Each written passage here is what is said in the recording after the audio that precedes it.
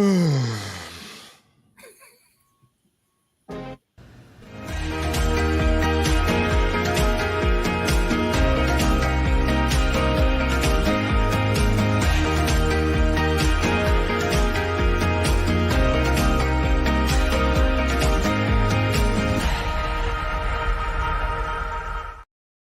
good morning, everyone. Welcome to the Couples Academy show. My name is Hassani Pettiford. It's Men's Day today. You remember when you used to go to church and they would have Men's Day? And Men's Day would be, taking up the offering. Men would be in the choir. Men would be preaching. It was Men's Day. So today I got the male practitioners in the building. We got Roderick Ford and Roland Bradley and Walter Jennings. I'm telling you, it's going to be a great conversation. Welcome, gentlemen. How you doing? Good morning, man. Good morning.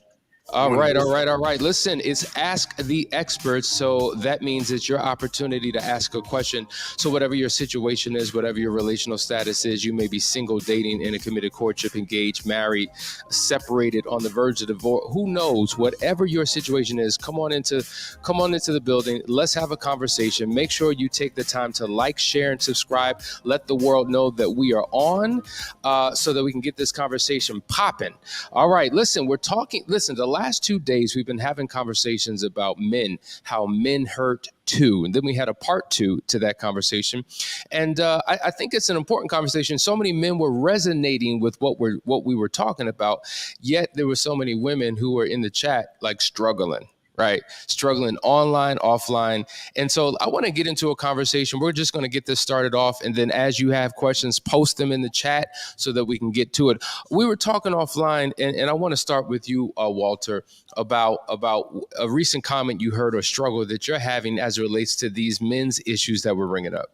Yeah, absolutely. So one of the comments that I heard was from a woman who obviously was hurt by her husband and by her spouse, and just very offended by this whole notion of how can the offending party be hurt? How can men be hurt when they are actually hurting their spouses? And it reminded me of the phrase that hurt people. And we hear that a lot. And so it's become this commonality, this catchphrase. But for a lot of men, it's important to bear in mind that some of the behaviors, some of the things that we see in men, these things have been indoctrinated. These things have been instilled in them from early on in their childhood. What we call now is normalized dysfunction. For a lot of these men, these are behaviors that have been taught and reinforced over time. So a lot of them are walking in and acting out what it is that they know. They don't know anything else. And I'm not making excuses for men, but what we are saying is that it's important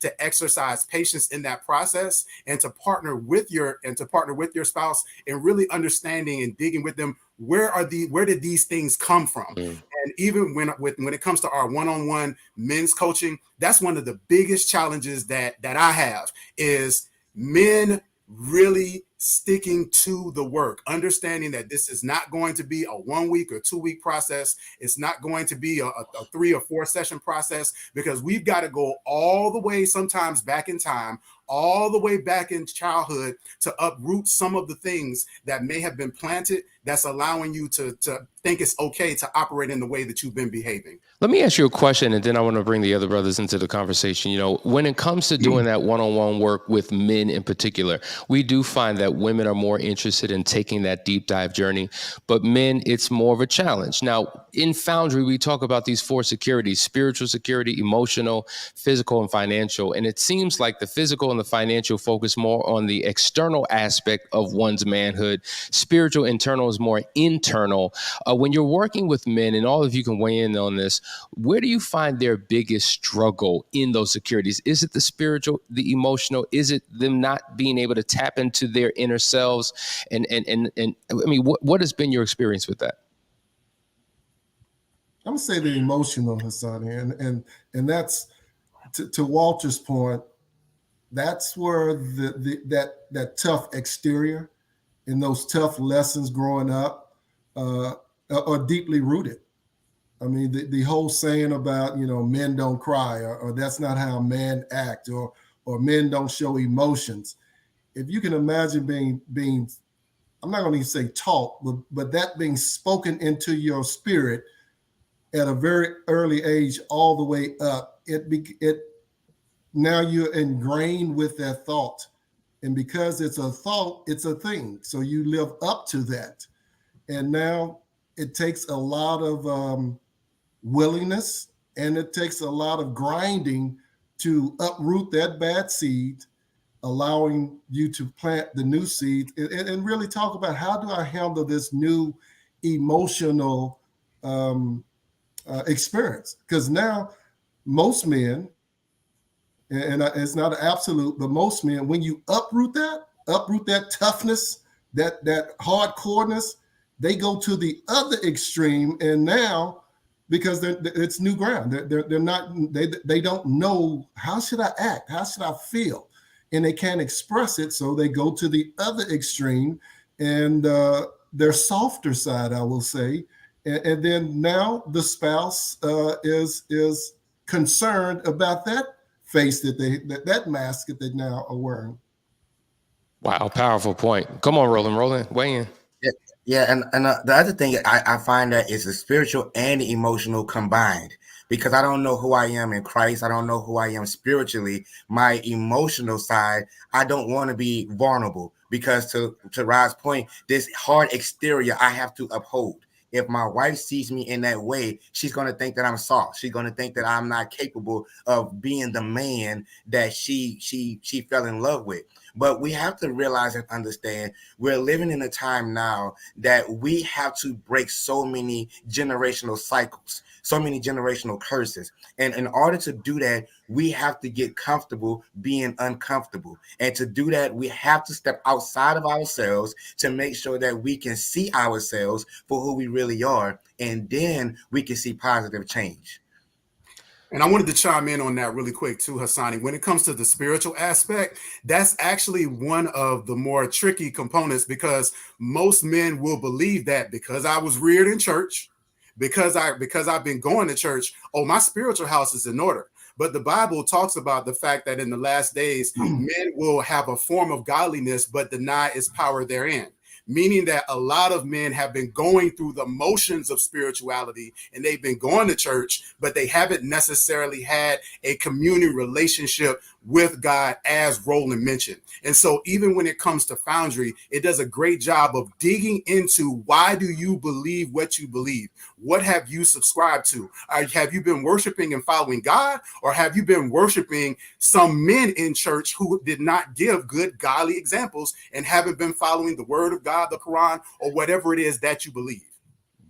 Powerful point. All right, now we got some questions coming in. We're going to go to them. This is an interesting. This actually came from. It's more of a statement. This came from yesterday, and I wanted you brothers to weigh in on it. It says, "Wife told me all of her affairs were my fault, and I should act like a man and get over it. It was my fault for her finding out. Married for 27 years. What do I do?" So not only was it his fault that she cheated multiple times, it was his fault that she found out. That's right a on bit the set. much. What's going on? That's a bit much. We always want to place the blame on somebody else. We always want to find a reason to justify why we did what we did. And she may have a valid point of she's not getting what she needed at home, et cetera, et cetera. But here again, when we don't have hard conversations, when we don't have regular conversations to say what I need, to say what I desire, then we put ourselves in uncomfortable situations that we find ourselves in, and then we turn around and we blame our spouse, or we blame, my upbringing and stuff like that. We have to be willing to take full responsibility for our actions and hold ourselves accountable for the things that we do. And so, her finding out and him finding out and different things like that, what's done in the dark is going to come out in the light. So it's no getting away from it. And we just have to make sure that we do what we have to do for one another in our relationships. We talk about all the time watering our own grass. And it becomes almost cliche-ish because we know to do that, but we don't do it. And that's how we get ourselves caught up, playing on turf and playing in situations that's not really real. So we have to go back to making sure that we take full responsibility and have these conversations with our spouses. Yeah. And in the context of men being hurt, I tell you, you talk about kicking someone while they're down. Not only do you cheat, but now I become the reason for it, and I become the reason to blame for you finding out. And so the reality is there seems to be no ownership on the part of the person who had the affair, no empathy and compassion for the hurt that they put their spouse through. And now, so what is a husband to do, right? Because we talk about whoever the violator or perpetrator of the crime is, they're responsible for helping their spouse heal. So many men whose hearts are bleeding, they don't know what to do. They don't necessarily reach out for help. They're trying to do it on their own, and they're doing all the wrong things because they don't know what to do. And this is what also delays the healing process that men have to go through to get back to their normal selves. And so this is a serious issue. There's another comment I want you guys to speak to. It says, good morning. My wife keeps telling me that I knew what I was doing when I had an affair on her and my family. Help me explain this to her. She can't get past the hurt and pain that I've caused. Help. What were your thoughts? Because I have a thought about that. But what are your thoughts about that? Let's start with you, Walter. Sure. So it sounds like when she makes that statement, what she's saying is that you were aware of the hurt that you could potentially cause your family, and you did it anyway. So there's a lot of room for interpretation when it comes to what is said. And so there definitely needs to be a courageous conversation with her as it relates to what she means when she says it, but also too, you being willing to be transparent and open and vulnerable about what it is that pulled you away.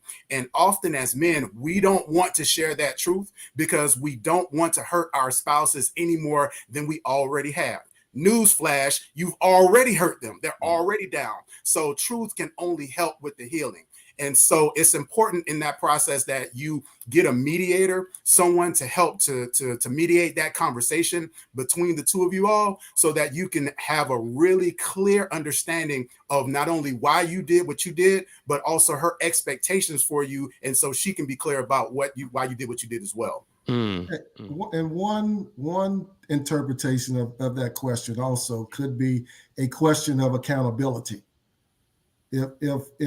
If the spouse has been asking, or if the husband has been deferring, then I can understand why the wife is saying you knew what you did and you did it anyway, because they're looking for that more accountability. To Walter's point, they're seeking more information on the why, and more than that, if you knew it was going to hurt me, but you did it anyway, I need to understand that. And the truth of the matter is, you guys are two different people. The why that he gives you may never satisfy or be satisfaction to you in helping you to move on. Because we've had many clients that's like that. So go ahead, Hassani. No. You're absolutely right. And what I was going to say is, like, you don't know the language to use. You want us to help you explain. Well, constantly tuning into the show, the more you listen, the more you gain insight to know how to begin to understand what it is that you did. But also, what we have noticed is that typically the betrayed spouse is the one who, in essence, does all the research, does all the fact finding, trying to understand why. They almost get their PhD in infidelity because they're trying to crack the code to understand how this could have happened. And oftentimes the unfaithful one doesn't do that work. So it's important to educate yourself on betrayal and what causes it and what the impact is, because it's true. I do hear a lot of people, a lot of men in particular, say, I just, I never thought it would hurt her. I never thought she would react this way. And so that's a whole nother conversation that we could dive into about not being aware of one's actions and what the potential impact would be. A lot of times people do these things because they feel like their spouse will never find out, so therefore they'll never be hurt, and it justifies their reason to continue to do what they do. But now when they do find out and it blows up their world and we have to pick up the pieces, we're just not we're unsure how to do that. And so, listen, being educated in this space is going to be critically important. And if you're not getting help, you need to reach out for help, because this is not something that you can do on your own. Listen, I see the questions coming in. We're going to go to a quick commercial break. Stay right there. You're watching the Couples Academy Show.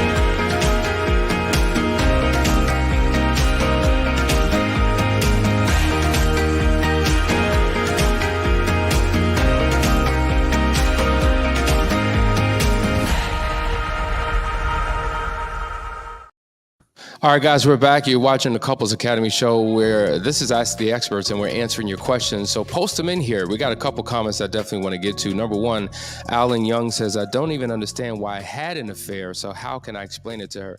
And I think this speaks back to what Walter was saying, how men need to do their individual work. And you can't, oftentimes, if you don't know how to figure it out, you reach out to somebody who can guide you through that process. So I see your name. And I'm not calling you out, but I'm calling you up. I'm calling you up to tell you to call us up. Call us up at 678-200-8996. Set up a discovery call. I want to set someone up with you who I think could really speak into your life and give you some guidance and direction, because this show is great, but it's not enough. More has to be done.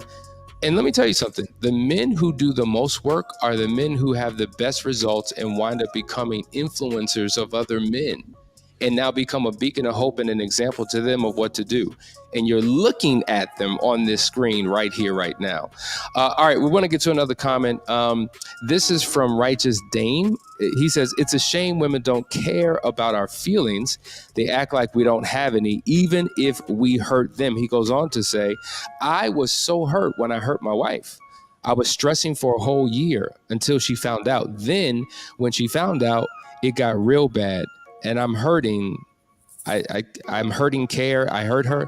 Now my body is taking the punishment. So this is a very, very, very real situation. And I think a lot of times a betrayed spouse doesn't understand that the one who engaged in the affair is grieving as well. There's a lot of hurt and pain that they're going through because they're seeing you in pain.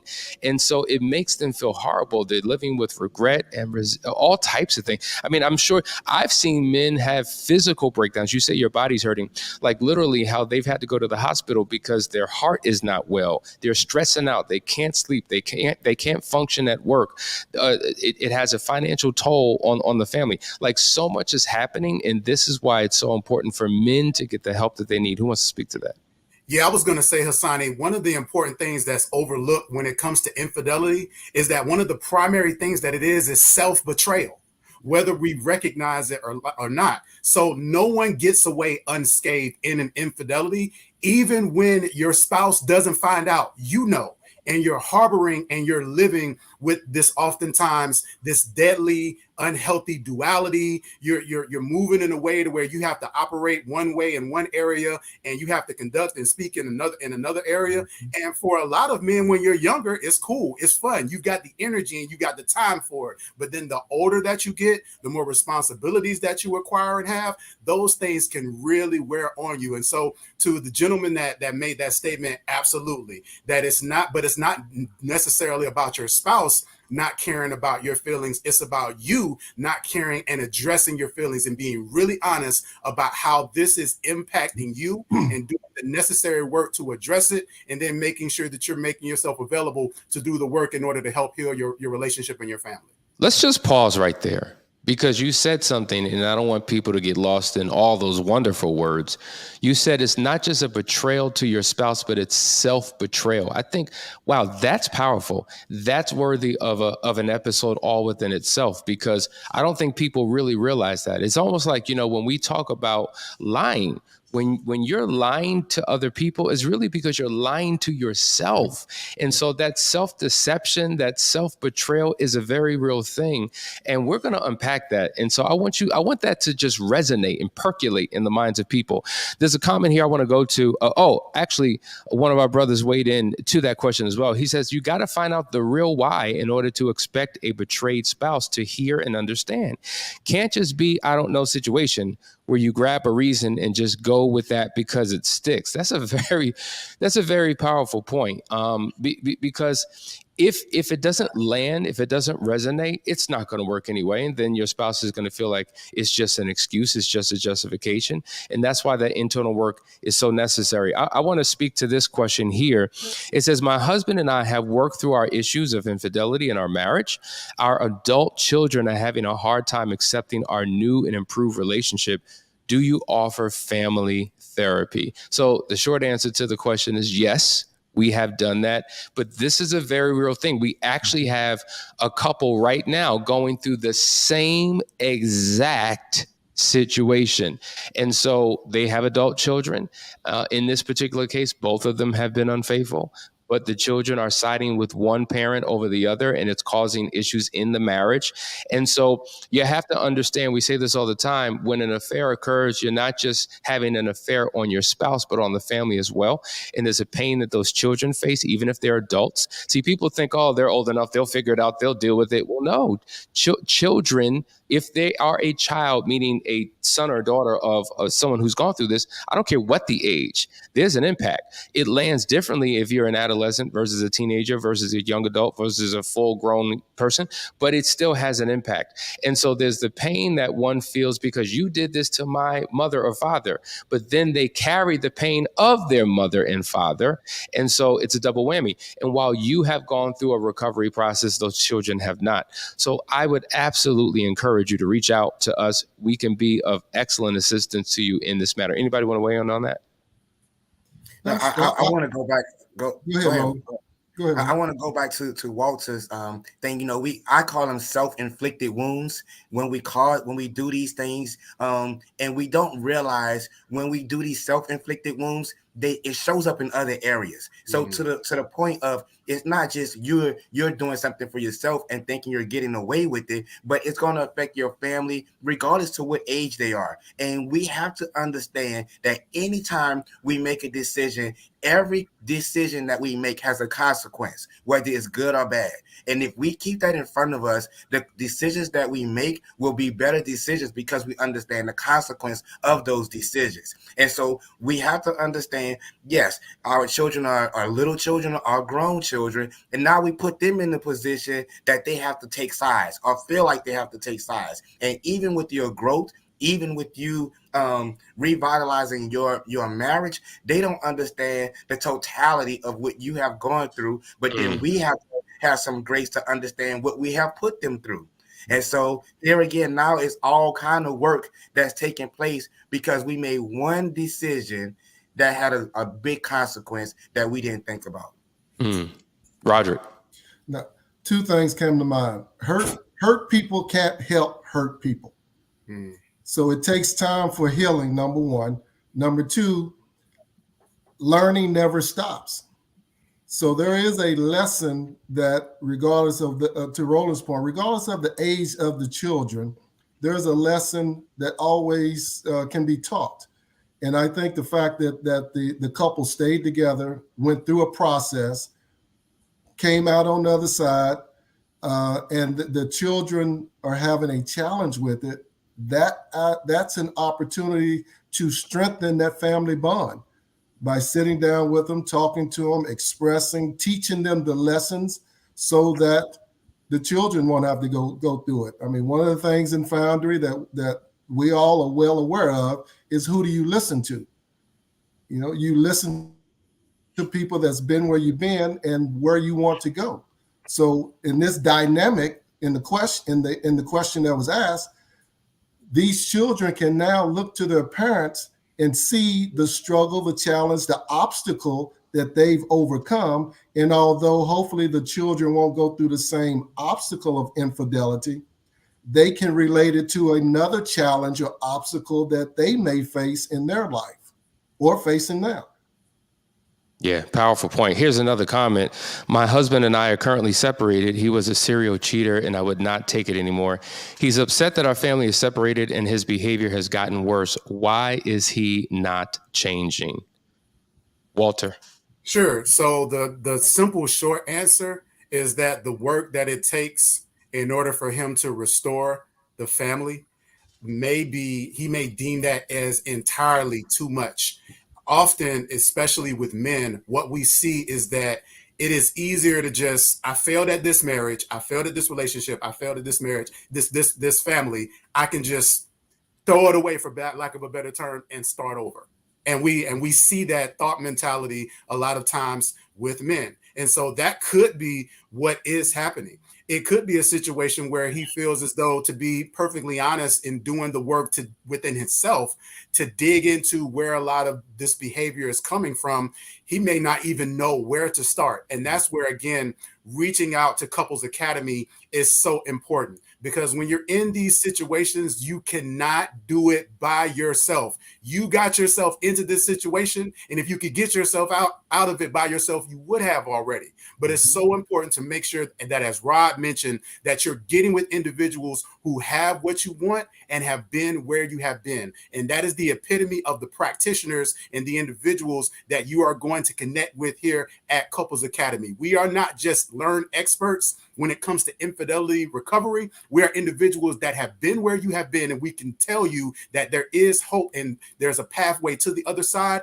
and partner with you in helping to get there. Listen, I want the last comment to be something we all weigh in on. Jerome Jackson said none other than these two words, "I'm doomed." And I want us all to speak to it, because I think that this feeling, this thought, is probably shared by so many people. And I think it's a lie from the enemy that's convinced you that nothing can happen. But the fact of the matter is, whatever you choose to believe, you are right. If you choose to believe that you're doomed, then you will be doomed and your marriage will fail. But if you choose to believe that there's hope and possibility and restoration and healing, guess what? It can happen as well. You, unfortunately, based upon your situation and circumstances, have taken on an embedded belief that would suggest that there's no way out. This thing can't turn around, because you don't have the skill set and the knowledge to know how to get out of your situation, which is what Walter just spoke to. And so, yeah, the choice is up to you. For all of you men who think that it's doomed, it is a lie. The enemy is trying to trick you and convince you. And what happens is, if you believe it, you show up to your situation that way. You show up not knowing, you show up not doing, you show up believing it's not going to work anyway. So why put forth the effort? And you've quit. Like, you're worried about your spouse quitting, but you've quit on your spouse because you've quit in your mind. You've quit the process. You've quit the journey that was necessary to bring about healing and restoration. So I want to start with Roland, then go to Roderick, and then in with Walter, in regards to this comment that he is doomed. So saying that, again, we understand that life and death is in the power of the tongue. And whatever you speak over yourself, over your situation, over your marriage, over your life, that's what it's going to be. And so you say you're doomed because you don't see any light at the end of the tunnel. But when situations are coming to you like that, you have to find a way to pull yourself up. You have to get around men that can help you. See, the problem that we have, we keep running with the same folk, looking for something to happen, looking for something to change.